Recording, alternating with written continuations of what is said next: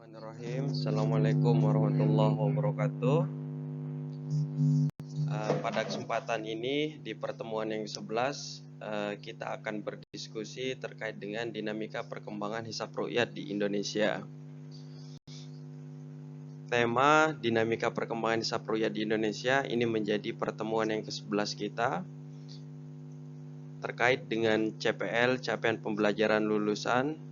Dalam pertemuan yang ke-11 ini diharapkan mahasiswa dapat menghargai keanekaragaman budaya, pandangan agama, dan kepercayaan, serta pendapat atau temuan orisinal orang lain. Kemudian dari aspek keterampilan khusus, mampu mengembangkan pekerjaan dengan menggali permasalahan berdasarkan data dan fakta pada bimbingan agama Islam. Kemudian capaian pembelajaran mata kuliah, mahasiswa mampu menjelaskan dan menganalisis dinamika perkembangan hisab ru'yat di Indonesia dan karakteristiknya. Jadi dalam pertemuan yang ke-11 ini, mahasiswa diharapkan mampu untuk menghargai keanekaragaman sudut pandang melalui tema dinamika perkembangan hisab ru'yat di Indonesia. Baik, selanjutnya secara fikih, hisab ru'yat di Indonesia dibagi menjadi 3 madhab besar. Yang pertama madhab hisab, yang kedua madhab ru'yat, kemudian yang ketiga adalah madhab imkanur ru'yat. Nah, dalam perkembangan hisab ru'yat di Indonesia, 3 aliran inilah yang menjadi aliran utama dalam diskusi ataupun kajian hisab ru'yat di Indonesia. Ada yang beraliran kepada madhab hisab seperti Ormas Muhammadiyah. Kemudian ada yang beraliran madhab ru'yat seperti Ormas Nahdlatul Ulama. Kemudian yang ketiga, ini adalah aliran madhab imkanur ru'yah yang mencoba memadukan atau menyatukan antara dua madhab hisab dan ru'yat, sehingga dalam penentuan awal bulan Qamariyah maupun dari aspek fikih hisab ru'yat lainnya itu terjadi kesatuan ataupun penyatuan. Ini dikenal dengan madhab imkanur ru'yah, kemungkinan dapat dilakukan ru'yat atau kemungkinan dapat terlihatnya hilal. Nah, lanjut. Nah, di Indonesia sendiri ternyata lebih banyak madhab yang berkembang dalam penentuan awal bulan Qamariyah. Ada yang dikenal dengan madhab kejawen, madhab aboge, atau madhab asapon. Nah, ini adalah madhab yang beraliran tradisional, menggunakan sistem penentuan awal bulan Qamariyah berdasarkan kalender Hijriyah atau kalender hisab urfi. Aboge ini adalah singkatan yang memiliki kepanjangan alif robo wage, asapon alif selasa pon. Madhab hisab murni, kemudian seperti yang sudah dijelaskan tadi, itu diwakili oleh Ormas Muhammadiyah. Madhab ru'yah fi wilayatul hukmi, ini adalah madhab Nahdlatul Ulama. Kemudian madhab ru'yah global, ini seperti Ormas Hizbut Tahrir. Kemudian madhab imkanur ru'yah, ini adalah madhab pemerintah. Dalam penentuan awal bulan Qamariyah, madhab hisab itu lebih dikenal juga dengan istilah madhab wujudul hilal atau ijtima' qoblal ghurub. Nah, madhab ini dianut oleh Ormas Muhammadiyah. Dalam penentuan awal bulan kalender Hijriyah atau dalam penentuan awal bulan puasa, Ramadan, Syawal, dan Zulhijjah, ini memenuhi 2 syarat. Yang pertama, tinggi bulan minimal 0 derajat, umur bulan minimal lebih dari 1 jam atau lebih sudah positif, tidak negatif. Nah, dalam madhab wujudul hilal, syarat masuknya awal bulan Qamariyah itu adalah hilal itu harus sudah ada di atas ufuk. Entah dia plus 10 menit, plus 2 menit, plus 30 menit, maka itu sudah dipastikan menurut madhab hisab wujudul hilal itu sudah masuk awal bulan Qamariyah pada keesokannya. Nah, kriteria wujudul hilal ini seperti yang ada di ilustrasi, ketika posisi bulan itu titik tengah bulan itu sudah ada di atas ufuk atau tinggi hilal lebih besar dari 0 derajat saat sunset atau saat terbenamnya matahari. Nah, jika pada tanggal 29 dalam penanggalan Hijriah atau hari terjadinya ijtima atau konjungsi telah memenuhi dua kondisi, yaitu konjungsi telah terjadi sebelum matahari terbenam dan tinggi bulannya itu di atas 0 derajat, maka sudah dipastikan esoknya itu adalah sudah terjadi atau sudah masuk tanggal 1. Ini adalah menurut madhab wujudul hilal atau madhab hisab. Nah, ini adalah salah satu contoh kasus Muhammadiyah telah menetapkan 1 Ramadan 1439 jatuh pada hari Kamis. Sementara di madhab ru'yat itu lebih 1 hari, 18 Mei tahun 2018. Nah, kriteria penentuan awal bulan berdasarkan wujudul hilal ini kelebihannya sudah ijtima qoblal ghurub, salah satu pertimbangan fikihnya sudah masuk. Kemudian sudah mempertimbangkan sebagian atau seluruh bagian bulan berada di atas ufuk. Kemudian perhitungan kriteria wujudul hilal dapat dilakukan dengan ketelitian tinggi. Secara ilmiah saja dapat dikatakan valid. Kelemahannya tidak mempertimbangkan visibilitas hilal. Artinya tidak mempertimbangkan apakah hilal itu terlihat ataukah tidak. Istilah wujudul hilal kurang tepat karena yang di atas ufuk bisa jadi hanya bagian hilal yang tidak bercahaya. Jadi ketika yang dijadikan acuan itu adalah titik tengahnya bulan, maka yang terlihat di atas itu adalah hanya piringan bulan yang tidak terlihat atau sisi gelapnya bulan itu, bukan sisi bawahnya bulan.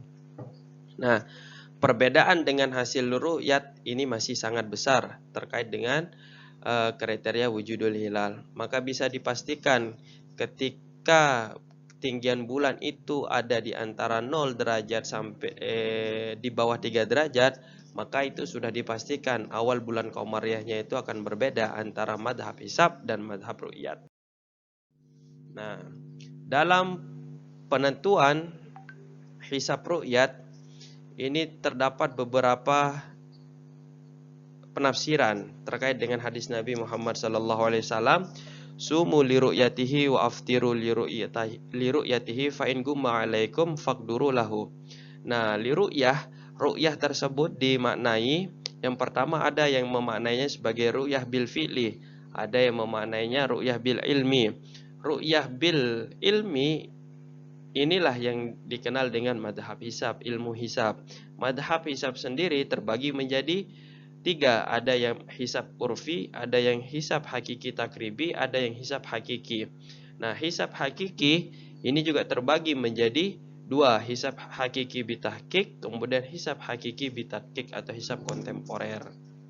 Nah, mana yang biasa digunakan dalam penentuan awal bulan Qamariyah menurut madhab wujudul hilal itu adalah menggunakan hisab hakiki bitahqiq dan hisab hakiki bitadqiq atau hisab kontemporer. Sedangkan hisab urfi ini biasa digunakan oleh madhab kejawen seperti yang sudah saya jelaskan tadi, atau madhab aboge atau asapon. Hisab hakiki takribi ini juga banyak digunakan oleh orang-orang atau ormas yang masih menganut kepada data-data astronomis yang lama. Nah, Imkanur Ru'yat di Indonesia. Imkanur Ru'yat di Indonesia ini maksudnya itu adalah kemungkinan hilal itu dapat terlihat.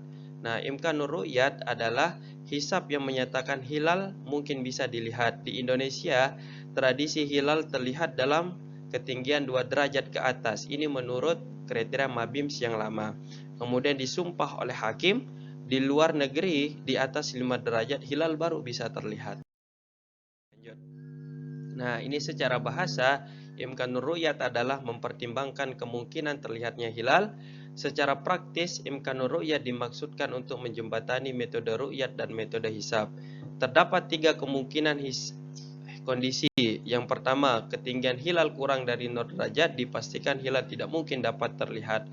ketinggian hilal lebih dari 2 derajat, kemungkinan besar hilal dapat dilihat. Nah, ini masih menggunakan kriteria MABIMS yang. Kemudian Imkanur Ru'yat MABIM ini kelebihannya sudah memperhitungkan kemungkinan hilal dapat terlihat dan memperkecil perbedaan dengan hasil ru'yah. Kemudian kelemahannya, visibilitas hilal ini berdasarkan kriteria ini masih diragukan. Ada banyak kriteria, ada yang menggunakan 2 derajat, ada yang menggunakan 3 derajat, ada yang menggunakan 4 derajat, ada yang menggunakan 6,4 derajat. Nah, dasar hukum penentuan awal bulan Qamariyah menggunakan Imkanur Ru'yat ini adalah bisa dilihat dari keputusan Fatwa MUI nomor 2 tahun 2004 tentang penetapan awal Ramadan, Syawal dan Zulhijjah yang ditandatangani oleh Kiai Haji Ma'ruf Amin, Ketua MUI, Komisaris Fatwa, dan Hasanuddin Staris MUI, Komisi Fatwa ya, tanggal 24 Januari 2004. Nah, fatwa yang pertama, penetapan awal Ramadan, Syawal dan Zulhijjah dilakukan berdasarkan metode ru'yat dan hisab oleh pemerintah Republik Indonesia, Menteri Agama, dan berlaku secara nasional. Jadi ada metode ru'yat dan hisab, gabungan antara dua metode tersebut. Nah, ini kemudian rekomendasi MUI penentuan awal Ramadan, Syawal dan Zulhijjah untuk dijadikan pedoman oleh Menteri Agama dengan membahasnya bersama ormas-ormas besar Islam lainnya dan para ahli falak. Nah, ini juga dasar hukum Undang-Undang Nomor 3 Tahun 2006 Pasal 52 terkait dengan penentuan awal Qamariyah. Nah, kalender Hijriyah di Indonesia atau kriteria penentuan awal bulan Qamariyah di Indonesia ini terjadi perbedaan. Pertama, tinggi hilal minimum 2 derajat ini menurut kriteria MABIMS yang lama. Kemudian jarak dari matahari minimum 3 derajat, umur bulannya minimum 8 jam. Nah, menurut kriteria yang baru itu ketinggian hilal sejak tahun 2002, kriteria baru MABIMS atau kriteria baru dalam penentuan awal bulan Qamariyah, minimal tinggi hilalnya itu adalah 3 derajat, kemudian elongasi atau jarak antara matahari dan bulan itu adalah minimal 6,4 derajat untuk wilayah Indonesia. Nah, ini adalah ilustrasi terkait dengan kriteria Imkanur Ru'yat MABIMS yang lama. Jadi tingginya minimal 2 derajat, elongasinya 3 derajat, dan umur bulannya itu minimal 8 jam setelah terjadi ijtima. Nah, ini adalah ilustrasi kriteria MABIMS yang baru, minimal tinggi derajat, elongasinya minimal 6,4 derajat. Nah, jadi kalender Hijriah menurut kriteria baru, penyempurnaan atau penggantian kriteria ini didasarkan pada prinsip perbaikan atau penyempurnaan kriteria MABIMS yang lama. Dari 2 derajat tingginya menjadi 3 derajat, elongasinya dari 3 menjadi 6,4 derajat. Nah, perubahan kriteria penentuan awal bulan Qamariyah ini didasarkan atas kesepakatan antara Menteri Agama Brunei, Darussalam, Indonesia, Malaysia, dan Singapura. Nah, keputusan Menteri Agama ini adalah surat edaran untuk menggunakan kriteria baru MABIMS 3 derajat tersebut. Ini adalah hasil kesepakatan antara Menteri Agama Brunei Darussalam, Indonesia, Malaysia, dan Singapura.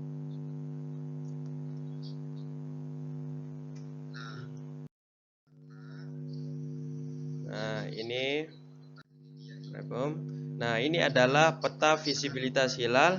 Kemungkinan hilal dapat terlihat pada tanggal 29 Sya'ban 1445 atau tanggal 10 Maret 2024. Jadi ketika menggunakan kriteria baru MABIMS, maka 1 Ramadan 1445 Hijriah jatuh pada hari Selasa. Istiqmal, terjadi istiqmal. Nah, kondisi hilal yang pertama, hilal ketika di atas 3 derajat, hilal insya Allah aman. NU Muhammadiyah pemerintah sama, hilal di atas 0 derajat sampai 3 derajat atau di bawah 3 derajat, hilal bermasalah.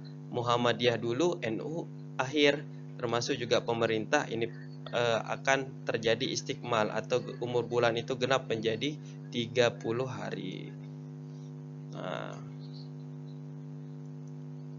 Nah, hilal di bawah ufuk, NU dan Muhammadiyah dan pemerintah itu sepakat aman ketika di bawah ufuk atau di bawah lebih dulu bulannya terbenam daripada matahari.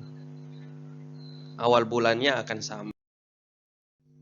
Jadi ada beberapa ormas yang diundang dalam penetapan atau penentuan awal bulan Qamariyah. Ada BHR, Badan Hisab Ru'yat, NU, Muhammadiyah, Persis, Al-Irsyad dan lain sebagainya. Siapa yang berhak dalam memutuskan penentuan awal bulan Qamariyah di Indonesia ini? Tentu penentuannya melalui sidang isbat. Jadi sidang isbat tersebut untuk memfasilitasi antara semua ormas Islam yang ada di Indonesia agar menemui kata sepakat kapan memulai dan mengakhiri suatu bulan. Seperti awal bulan Ramadan itu kapan akan dimulai, Syawal itu kapan akan dimulai, kapan berakhirnya bulan Ramadan juga melalui sidang isbat.